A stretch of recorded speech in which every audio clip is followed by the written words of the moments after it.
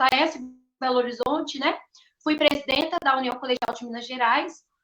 O meu áudio tá ruim? Tá dando eco? Não, né?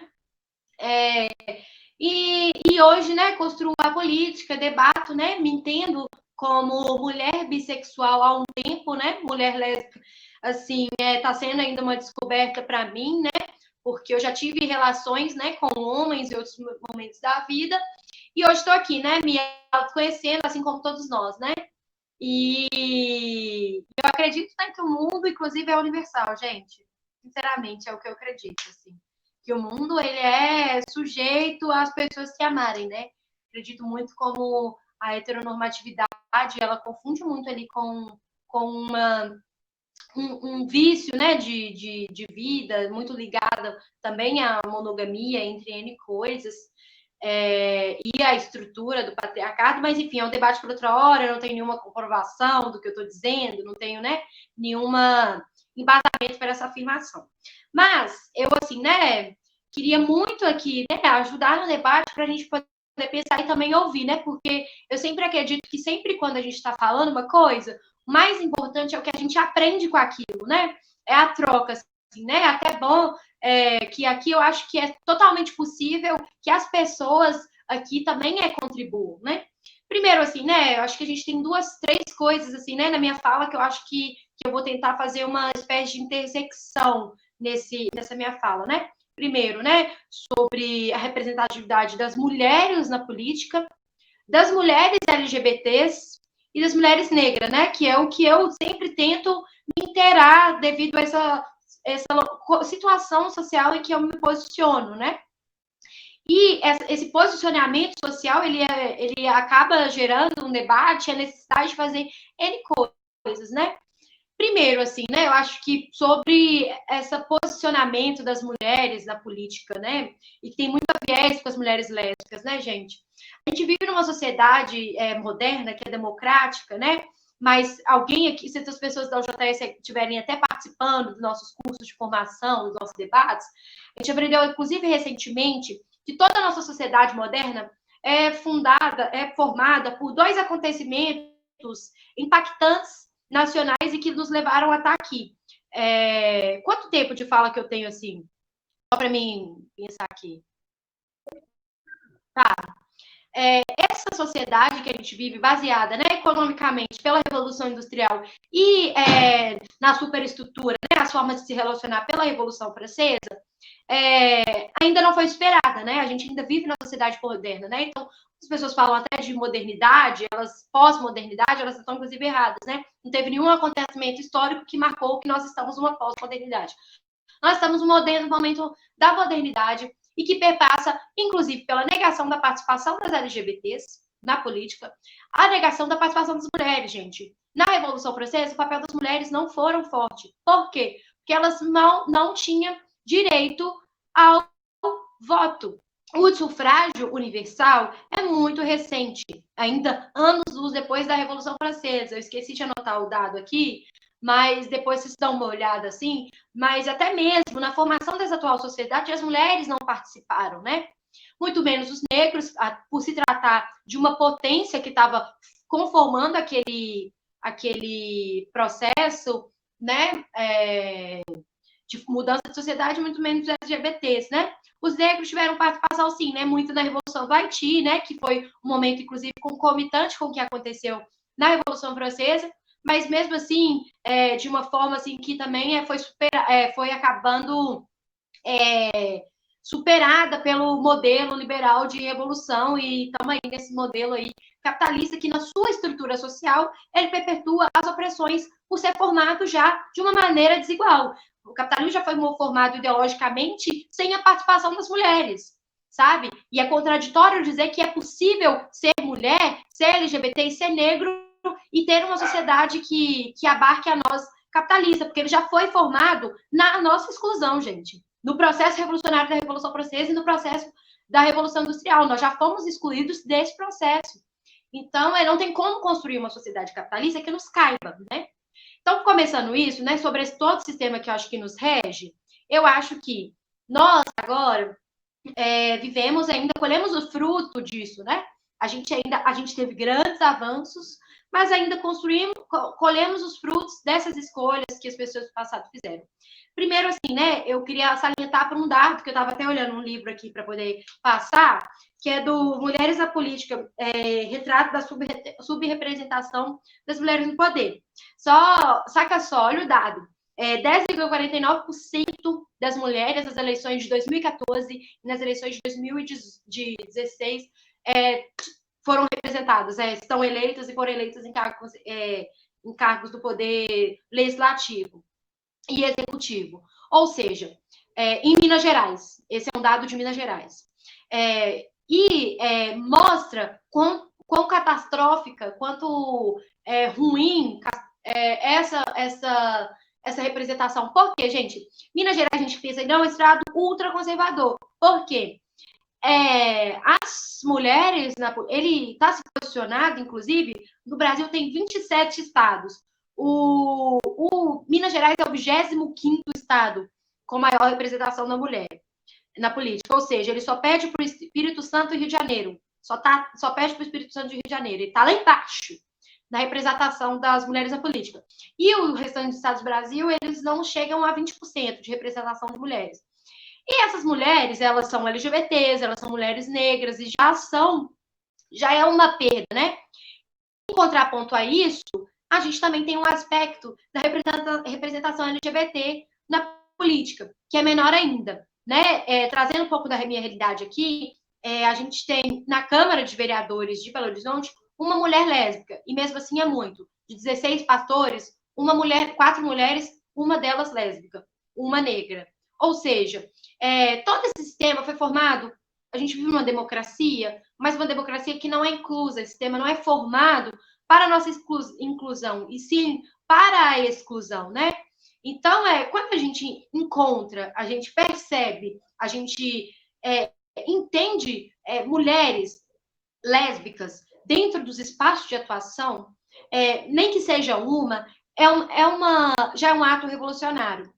É um ato revolucionário porque se todo esse sistema aqui, né, dos 10,49% de mulheres na política, esse sistema que excluiu elas dos espaços de decisão, dos espaços de transformação social, a gente chega hoje, né, em 2020, com essa maior representação, que é mínima, já é um grande passo, porque nós estamos ali mudando esferas da sociedade, né, nadando na contramão do sistema, né?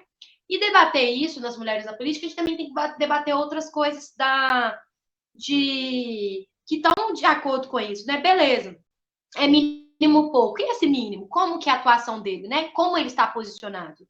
Olha, em todo momento na nossa sociedade, o machismo nos colocou numa situação em que nos permite, além de nos excluir, também de desarticular, desestimar a nossa posição também, a nossa orientação sexual. Por que eu estou falando isso, né? Porque muitas dessas mulheres que ocupam a política, elas acabam tendo que lidar com uma série de preconceitos que são muito mais fortes, com uma proporção muito maior do que o que a gente vê no normal, né, gente? Aqui, eu não sei se a orientação é de cada uma sexual, mas a gente sabe que se posicionar contra a mulher lésbica, a gente vê a nossa orientação sexual o tempo inteiro questionada, né? Ela é mal amada, né? A gente é tratada como mal amada, a gente é tratada como a gente mal cuidada, feia, entre N coisas, sabe? Tudo perpassa ali pelo ser masculino, pelo homem, né? Em torno, né? Até a nossa opção sexual, a nossa orientação sexual perpassa por a negligência do homem. Ou seja, se ele escolheu ser lésbica, se ele escolheu ser bi, se ele escolheu ser sapatão, a gente teve uma negação ali do homem no meio, né? Então, é algo em falta, né? Nunca perpassa pelo empoderamento da mulher de entender que, olha, tô ali com outra mulher e é isso, basta. Então, isso acaba tendo mais peso, mais força, mais intensidade dentro da política, né? Por quê? Porque a política é tudo, né, gente? Comer é um ato político. Onde a gente mora, tomar decisões é um ato político. E a política tem uma proporção muito mais impactante do que a gente pensa, do que a gente consegue mensurar, né? Então, eu acho que esse é o ponto, assim, né? O segundo ponto, assim, né, muito passando pelo que a gente está vivendo aqui no Brasil e já trazendo o recorte para a questão da negritude, assim, né? Que eu queria também fazer esse recorte aqui. Olha, gente, acho que alguma coisa caiu aqui perto do meu prédio. Fiquei com medo. Deu para ouvir aí? Foi. Ou no apartamento de cima. Eu vou continuar, porque eu acho que até agora ninguém gritou, então tá bom. Tá amarrado. Eu sou super. Eu tenho um meio calçobia, assim, tenho medo de cal. Eu tenho um negócio assim, se eu vejo uma panela de pressão, eu já fico nervosa.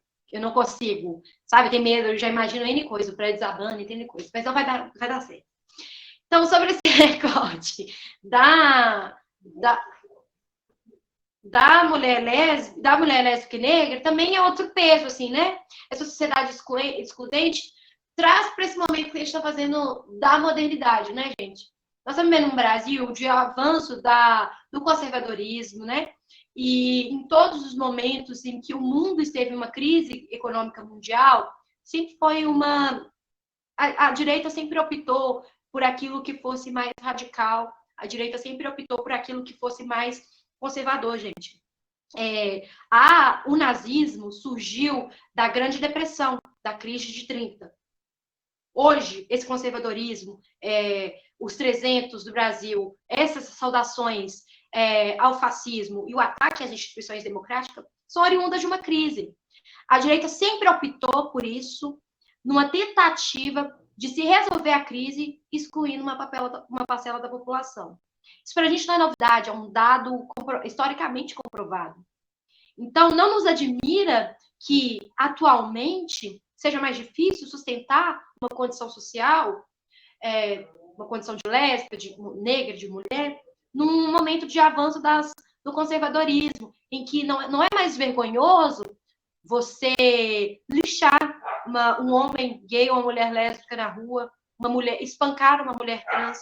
Não é mais vergonhoso você chegar para um negro e excluir ele, ou como o cara daquele menino do aplicativo do iFood, que foi humilhado por um cara branco.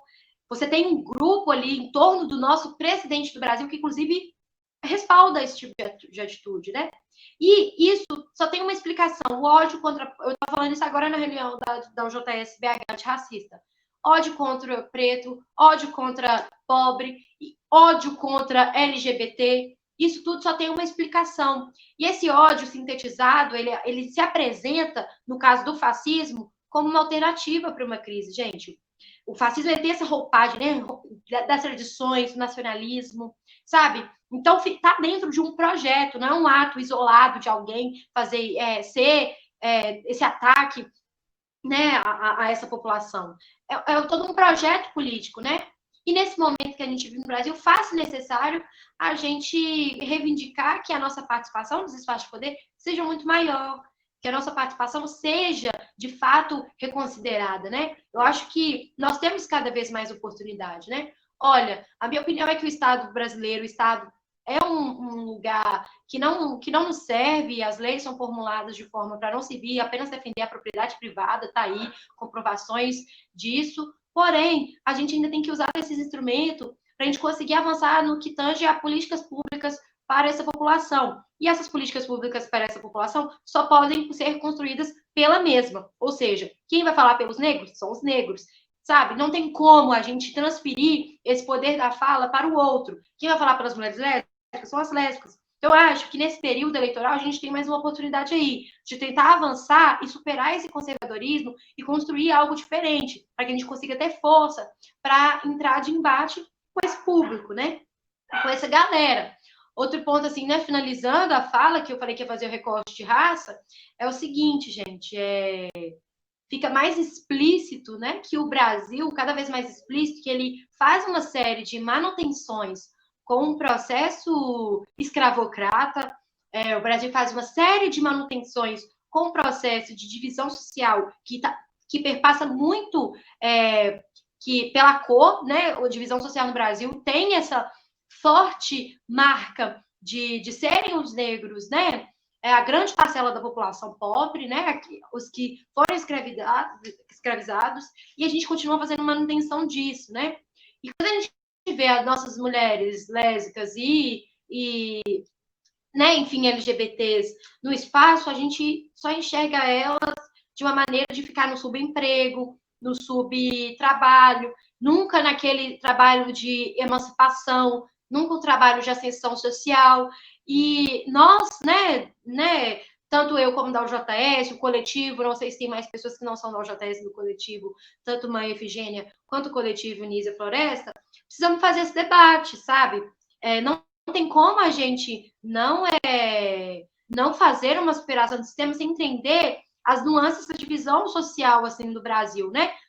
Acho que principalmente as mulheres lésbicas trabalhadoras, né? Que, claro, elas não têm uma divisão. Quem já viu aquele filme, se não me engano, fugiu o nome aqui. Depois eu ia fazer essa citação desse filme, mas esqueci o nome.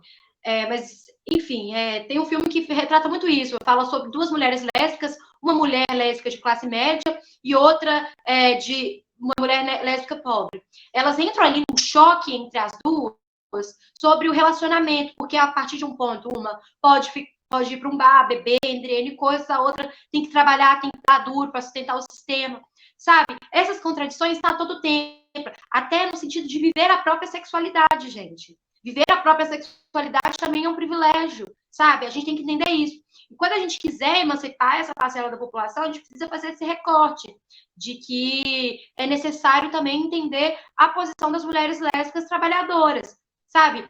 E até porque, quando uma mulher lésbica tem representatividade até nos espaços da política, elas não geralmente elas representam a classe média, gente. Vamos negar que não, né? A gente sabe que as mulheres, né, que às vezes se ascendem, são mulheres assim, né, que têm um certo privilégio, enquanto as outras trabalhadoras ainda estão lutando ali para ter o que comer na mesa, né? Não é. Pode me avisar do tempo aí, por favor, se preciso, tá? Não é inclusive digno de dizer, inclusive, que, por exemplo, os movimentos sociais no Brasil, o movimento LGBT avançou justamente, gente, porque na década de 90 ninguém conseguia sair de casa, a maioria da população não conseguia sair de casa para ficar lutando por direito civil. As pessoas lutavam para ter o que comer em casa, naquela crise da década de 90. O movimento LGBT só foi avançar quando a gente teve um governo popular no Brasil que conseguiu ali dar condições para que as pessoas pudessem sobreviver, e aí, depois de ter a comida na mesa, puderam pensar em outras causas, né? Nas causas sociais, direitos civis. Então, a gente tem que entender isso, né? E concluindo, assim, né? Eu queria só jogar um dado, assim, que me estarrece, né? Que eu acho que tem que ser a nossa luta também, são das mulheres transexuais, assim, né? Que, recentemente, a violência tem crescido, em Belo Horizonte, né? Eu fico vendo muito, né? Os casos, e que as mulheres transexuais, elas são, assim, 90% já teve que passar pelo processo da prostituição para se sustentar. Maioria esmagadora delas estão no subemprego também, no telemarketing. E o outro ponto é o seguinte, as mulheres transexuais são as mais procuradas nos Xvideos, nesses canais pornográficos. O mesmo grau de assassinato com as mulheres trans também é o mesmo índice de procura de fetichização, né, de procura no vídeo. Ou seja, é uma sociedade que às vezes é até hipócrita, né? Assassina e ainda na indústria pornográfica perpetua, né? O fetiche e essas coisas, né? E as mulheres lésbicas também estão nesse grau, nesse mesmo campo do fetiche. Eu não tenho nenhum dado aqui para citar, mas também nesse mesmo aspectos, né, da indústria pornográfica das transexuais, as mulheres lésbicas por homens héteros são procuradas de forma absurda, gente. Eu não lembro aqui o dado, mas também está no mesmo patamar, sabe? Existe um desrespeito social, mas um fetiche muito alto, sabe? Nós precisamos debater esse assunto, que eu acho que é na esfera política, na esfera cultural e na esfera econômica, sabe? Acho que é isso, assim, né? Desculpa se eu falei muito, devo ter falado mais de 10 minutos, mais de 15 minutos, né? Mas, assim, gente, falar como eu estou aqui para aprender. Obrigada pela sua fala. Imagina, sua fala foi maravilhosa. Eu poderia ficar aqui ouvindo. Só para complementar, né, esse ano nas eleições de 2020 a gente teve recorde de candidatura LGBT, só que as lésbicas representam apenas 12% das candidaturas. E é sim importante, obviamente, né, ter esse recorde, só que essa parcela gay, que é a maioria, né, representa 56%, eles não passam, né, o que as lésbicas passam. Então, apesar deles sim, né, ser importante estarem nesse cargo, eles não vão representar nós, porque nós, como lésbicas, né, a gente não sofre apenas homofobia, nós sofremos machismo, fetichização, então é uma série de coisas que nós sofremos além da homofobia, né? Por isso que é importante nós representarmos esses espaços. Nossa próxima convidada, Luana, está aqui. Luana, se manifeste. Então, desculpa, né, gente? Esse negócio de Luana se manifesta, eu me imaginei aquele filme de terror. Cadê a Luana? Essa série eu quero ver, hein? Aquela série que vocês estão falando? Não, o povo fica assim, se você estiver aqui, se manifeste.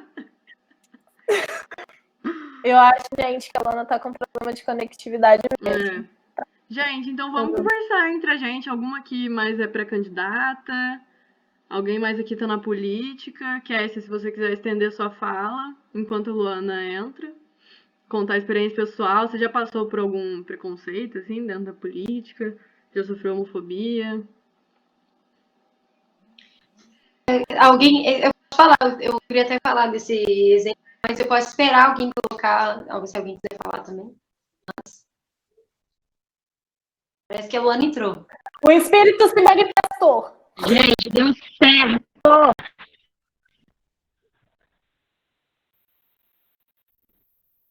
Já tá Nossa, que sofrimento!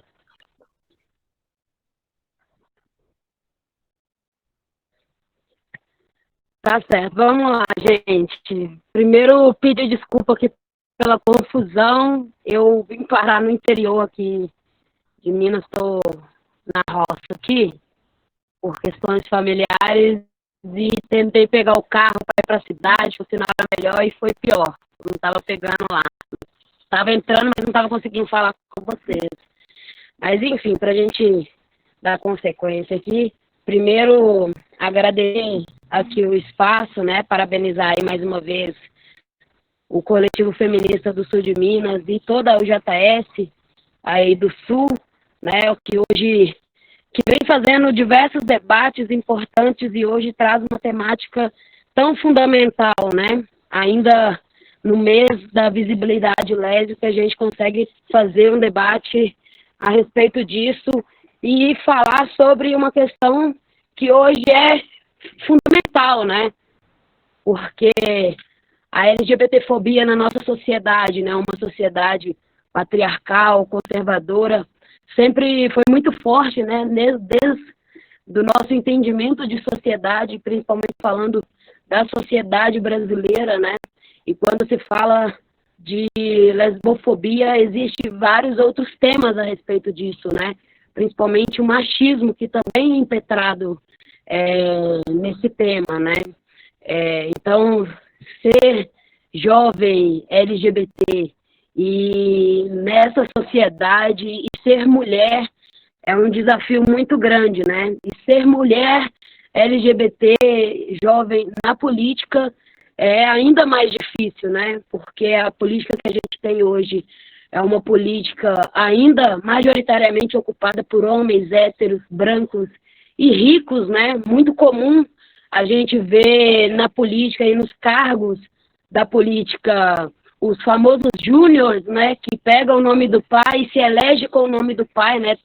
Tornando ali uma carreira da família, né? Então, a gente vem durante muito tempo, né, debatendo a respeito disso, e agora coloca também dentro da UJS o desafio de ocupar o poder, né, de ocupar esses espaços que nunca foram ocupados por nós, né.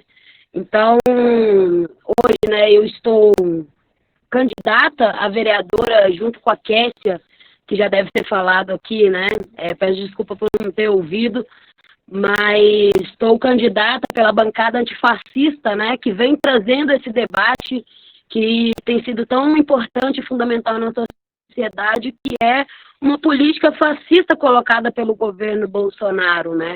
Uma política que tem pregado ódio desde a sua eleição, né? Quem lembra aqui das campanhas Ele Não, era uma campanha contra o ódio que Bolsonaro pregava, né? Então, e essa política ainda é mais conservadora, né? Não garante hoje para esse setor da sociedade, para essa classe, os direitos básicos, né? Os direitos fundamentais para se viver em uma sociedade. Então, eu fui candidata também, né, em 2018 a deputada estadual, tive uma boa votação, né, colocando todo esse cenário que, gente, era muito difícil fazer campanha na rua, né? A gente falava com as pessoas e quando a gente falava que era contra o Bolsonaro, as pessoas simplesmente fechavam os ouvidos, né? Um ódio muito profundo que carregou as eleições de 2018. E eu acho que as eleições de 2020 vão ser fundamentais, né?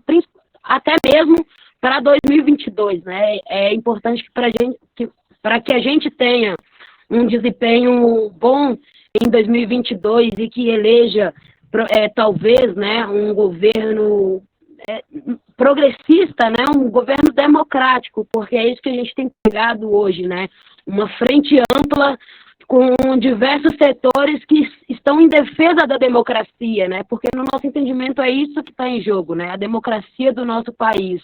Então, está ao lado aí da Kessia, né, mulher negra, que ainda sofre com machismo, sofre com LGBTfobia e sofre com machismo, com LGBTfobia e sofre com racismo também, né? E a gente vem esse ano colocando esses debates, né? Se a gente for pensar no século XXI, a gente pensar que estamos tendo que explicar para as pessoas que o racismo é estrutural e que o racismo existe, a gente não imaginaria que a gente estaria fazendo um debate não um debate menor, né, mas um debate que já era para ter um consenso na sociedade de que ele existe, né? Então mostra que os caminhos da nossa luta aí são caminhos muito longos, mas que a gente enxerga no país uma possibilidade de ter um governo que represente o nosso povo, né? Que represente a diversidade desse país, né? Se a gente for pensar no Brasil, a cultura brasileira é uma cultura muito diversa, né? Então, tá ocupando esse espaço, me colocar quanto um corpo, né, que luta em defesa dos seus direitos e fazer essa luta que o JS vem fazendo durante há anos, compondo uma candidatura representativa como a bancada antifascista aqui em Belo Horizonte, eu fico imensamente feliz, né? Não só por mim, pela Kessia, mas também tem a Carol Custódio, que é LGBT, o Luna, que todos devem conhecer, hoje é diretor da UNE, da pasta também LGBT, junto com o Black, que não é LGBT, mas que é um homem negro, pai, e que luta todos os dias pela causa, né? Então, eu acho que esse é o caminho que a gente precisa trilhar, né? Lançar, a gente ficava muito nessa perspectiva de buscar alguém que represente a gente, e eu acho que é um passo muito grande quando você deixa de procurar em outra pessoa para que ela te represente e se coloque no espaço de representar o seu povo, né? Então, eu fico imensamente feliz de estar construindo essa luta e de poder fazer esse debate tão importante que vai em diversas camadas, né? Desde a garantia de algo que é básico, que é o casamento, até a constituição de uma família e diversos outros direitos, né? Porque ser LGBT na sociedade hoje é você enfrentar diversas dificuldades, né? Inclusive no mundo do trabalho, né?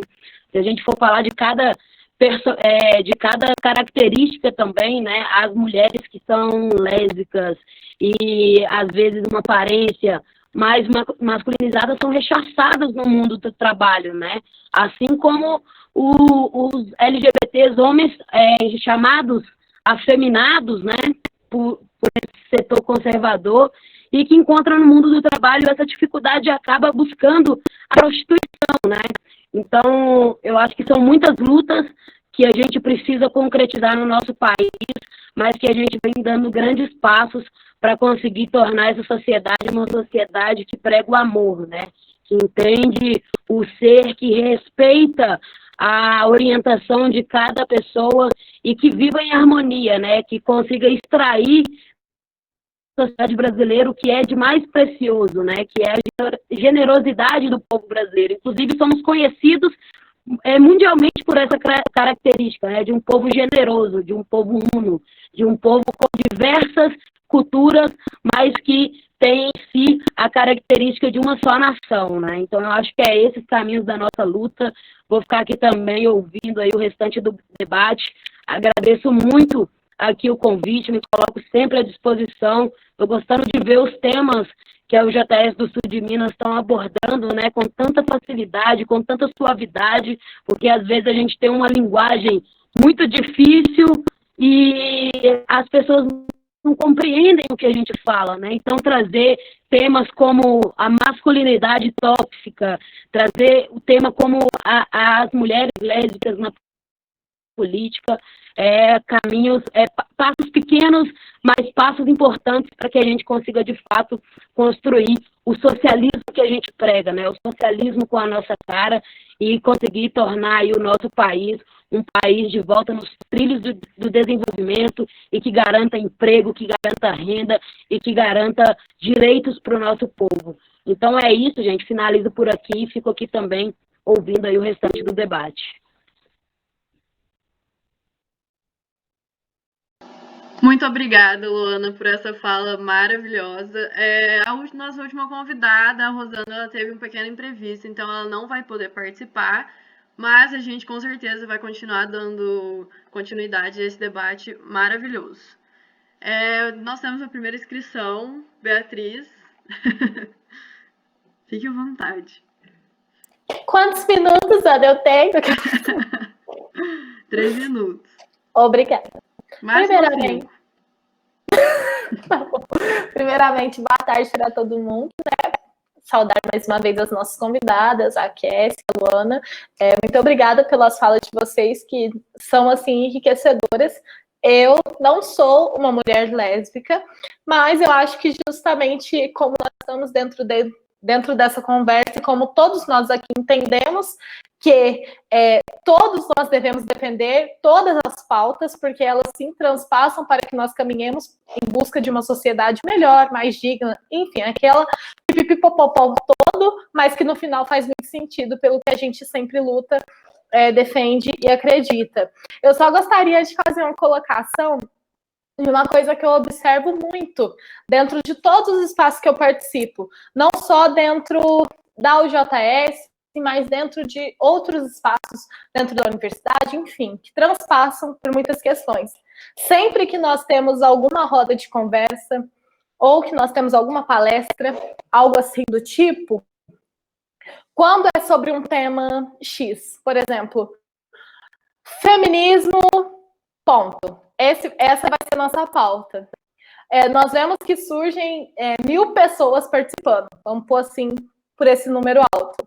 Mas quando nós vamos fazer um recorte desse feminismo, por exemplo, quando a gente vai falar feminismo negro, aí você já vê uma queda dentro dessas pessoas que participam do debate, para as pessoas entenderem justamente o que eu disse no início. Elas entendem que não é o lugar de fala delas, né, porque existe essa desconstrução e essa deturpação do conceito de lugar de fala, e daí elas acabam não participando das coisas, o que acaba sendo muito errado. No final, gente, vai fazer sentido.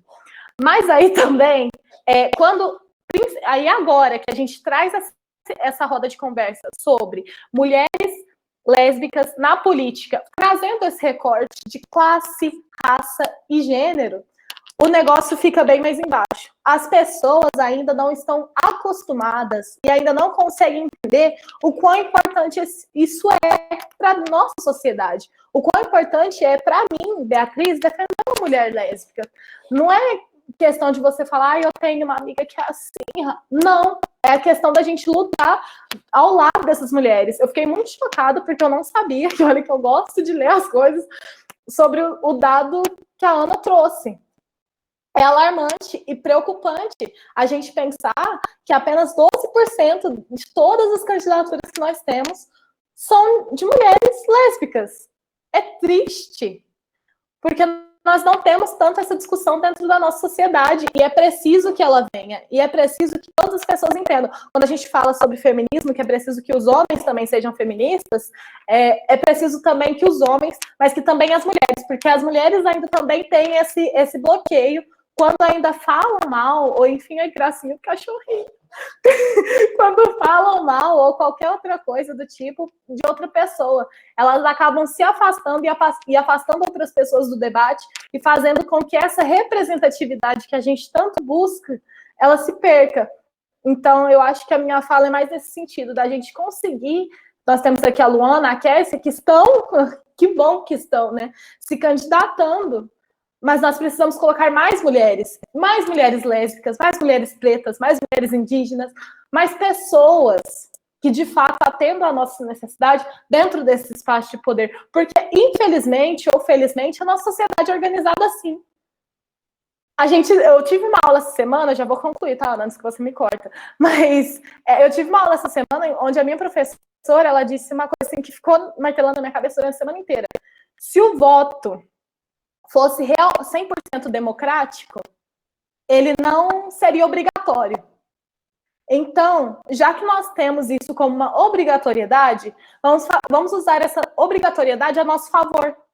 Então, vamos colocar dentro desses espaços que podem, sim, decidir algumas coisas pela gente, vamos colocar pessoas que, de fato, estão pensando em nos representar. Então, eu encerro aqui a minha fala fazendo esse apelo aí para que vocês consigam eleger, que eu participei de uma roda mais cedo e a menina falou que não tem que colocar mulher, porque a gente tem que colocar um candidato por aquilo que ele defende e acredita.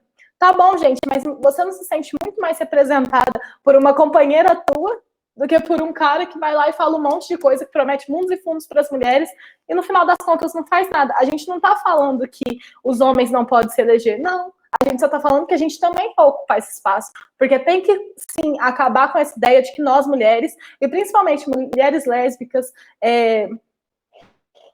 tem que acabar com essa ideia de que nós só podemos estar dentro da cozinha, dentro do salão de beleza. Não, a gente sabe fazer política e a gente vai fazer política. Então, votem, né? E eu também, isso serve para mim, que eu vote em pessoas conscientes e que eu vote em pessoas que eu acredite. Lá na frente a gente vê, mas que no momento eu acredito que me representam. Muito obrigada por esse debate hoje, por essa discussão. Eu fico muito feliz de ver que vocês estão à frente desses espaços. Já encerrei, tá, Ana? Antes que você me corte. Muito obrigada, Bia. Fala perfeita, como sempre. E complementando aqui o que as meninas falaram, né, nós colocarmos essa parcela oprimida da sociedade dentro da política, por exemplo, as mulheres lésbicas, nós não vamos pensar em apenas as mulheres lésbicas, né? Nós vamos pensar em políticas públicas para toda a classe oprimida, né? Porque nós estamos nessa posição e nós sabemos o que representa, né? Nós sabemos o que essas pessoas passam. E a Marielle, isso um exemplo muito claro disso, eram as propostas públicas da Marielle, sabe? Os projetos de leis. E vocês podem dar uma olhada no coletivo, né? Feminista, e no Efigênia a gente postou alguns projetos de leis que a Marielle propunha, e assim, é um exemplo muito claro disso, sabe? Então, como a nossa última convidada ela não pôde participar, vou passar para a Kessia falar, se ninguém quiser se manifestar.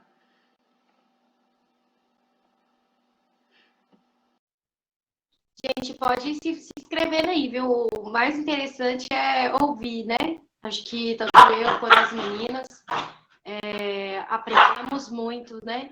Fidel, aprendemos muito com a troca mesmo, né? E assim, eu queria reiterar que muitas dessas coisas, né, trazendo assim para a luta revolucionária, né, que a maioria da UJS toca, tá correndo atrás do próprio rabo dele aqui, seu filho, Luana. Ô, Fidel,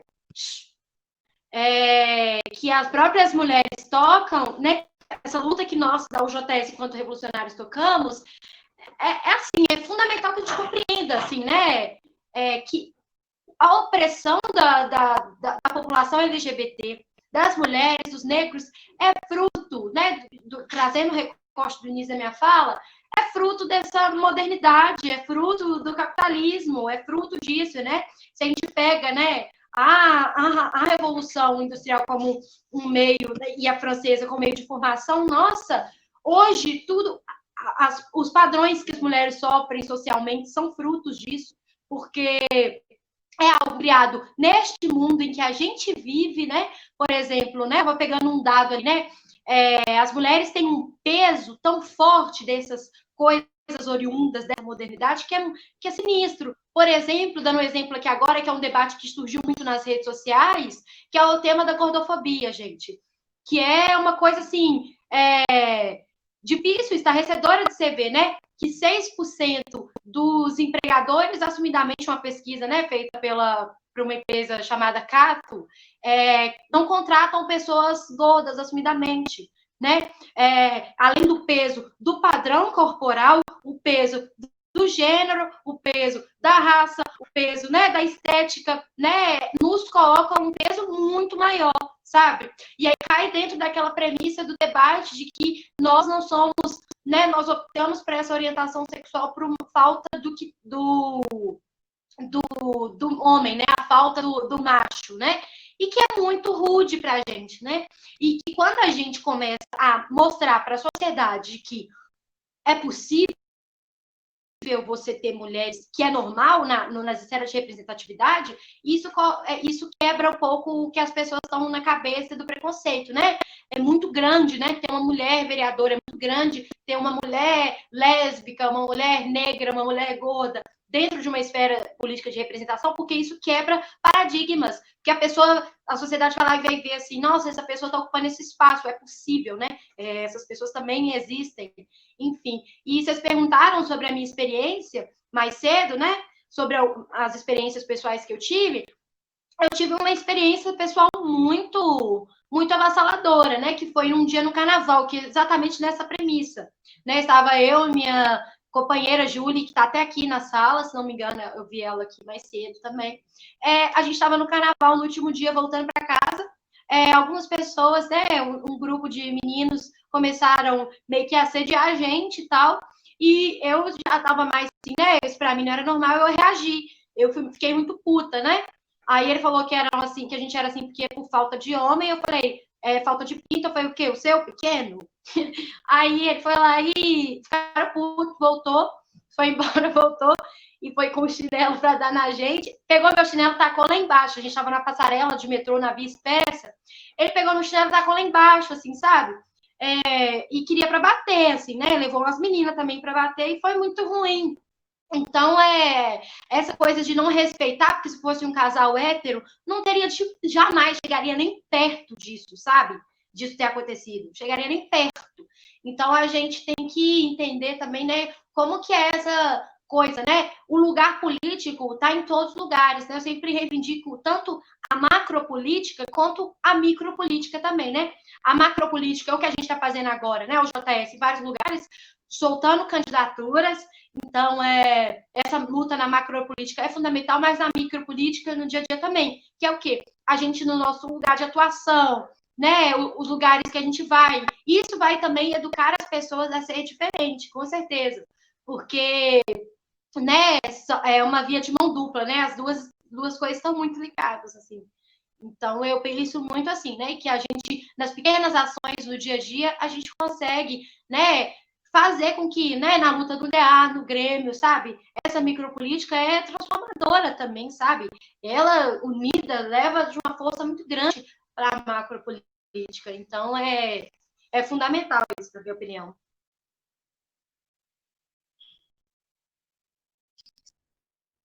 Fazer alguma fala de experiências pessoais, eu também já tive experiências bem chatas, assim, de estar com uma menina e homem chegar e falando, deixa eu entrar, não sei o quê. E eu sempre revido, e é muito perigoso a gente revidar e xingar, porque, né, pode voltar contra nós, mas é que o estresse é tão grande, é tão, assim, na hora você esquenta tanto que você não consegue, né? Então, ai, é horrível. E por isso que é importante, né, nós ocuparmos esses lugares. E nós estarmos debatendo sobre isso, né? Luana, quer concluir? Eu acho que isso que você falou aí agora é importante, né? Porque, para além de tudo isso que a gente já sofre na estrutura social, né? Eu pude dizer que questão de trabalho, a questão de convivência em sociedade, né? Ainda tem essa característica que também é do machismo, né? Da sexualização, especialmente das lésbicas, né? Então, é muito comum, por exemplo, a indústria pornográfica, né? O que mais movimenta a indústria pornográfica hoje é a fetichização das mulheres lésbicas, né? Então, eu acho que é esses os caminhos, né? A Kessia fala muito aí da micropolítica e da macropolítica, né? Hoje, a gente está se colocando, o que não é natural, a gente se colocar para disputar esses cargos, né, legislativos. Isso precisa ser tratado como a concretização de um trabalho social que a gente já faz há anos, né? Eu acho que é a materialização da luta cotidiana que a gente faz, né? E vai das pequenas coisas. Na nossa família, a gente conseguir desconstruir a nossa família, né? A minha família vem muito dessa desconstrução também, sempre foi muito difícil esses debates, né? Ainda é muito difícil, né? Mas a gente vai quebrando barreiras, né? E é muito importante que a gente consiga, ao fazer esse debate com as pessoas, não aumentar essa barreira, né? Porque às vezes a gente fica tão nervosa com certas situações. Óbvio que se é um cara na rua, a gente não tem o que fazer, né? Vai parar para trocar uma ideia com ele, não tem a menor condição. Mas no meio em que a gente vive, né? A gente precisa ter ser muito cirúrgico ao apontar esses debates, né? Porque senão a gente cria barreiras ainda maiores, né? Que distancia a gente de conseguir apresentar o nosso ponto de vista, né? Então, é importante que a gente quebre esses paradigmas na sociedade, desde os pequenos debates, até fazer um debate temático como esse, até disputar toda uma sociedade, né? Então, eu acho que a gente está muito distante do horizonte que a gente luta e acorda todos os dias na UJS pensando, eu quero construir esse horizonte, eu quero que o nosso país seja um país socialista, mas a gente está caminhando para lá. E eu acho que são esses pequenos debates que são capazes de transformar a nossa sociedade, né? E o maior problema da nossa sociedade é o conservadorismo, né? É o conservadorismo que cega as pessoas, que manipula as pessoas e que coloca elas em caixinhas, né? Ou seja, família é só o homem e mulher, uma criança, talvez um cachorro, né? Não enxergam nos casais homoafetivos essa característica de família, né? Eu acho que é um debate que a gente precisa colocar com muita firmeza, né? Que o nosso direito básico é poder amar, mas a gente quer outros direitos, né? Como as mulheres querem debater o machismo, querem debater o feminismo, mas elas não querem debater só o machismo e o feminismo. Elas querem quebrar essa barreira para poder falar sobre a engenharia nacional, sobre o desenvolvimento do nosso país, querem ocupar as universidades não só para ser professora, mas para ser engenheira, para ser advogada, para ser o que ela quiser. É isso que a gente está falando, né? Não só meu corpo, minhas regras, mas a minha vida, as minhas regras, né? O meu destino, as minhas regras. Então, eu acho que é mais ou menos esse caminho, né? Então, eu acho que é um pouco disso, né? Que assim também pôde falar bastante aí. Eu vou concluindo por aqui também. Me colocando aí sempre à disposição de vocês, meninas. Parabenizar a Ana, aí, a Beatriz, agradecer aí o convite de toda a UJS Sul de Minas. Valeu. Sou fã de vocês. Gente, para finalizar com chave de ouro, né, nós não poderíamos deixar de citar a Marielle, que aí foi uma figura política muito importante, né, para nós. Eu vou passar um breve videozinho dela falando dessa importância, né, de nós ocuparmos esses espaços públicos.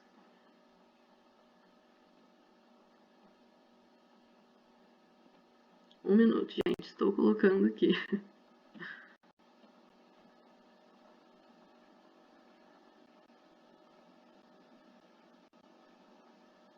Todo mundo vendo normal, né, minha tela?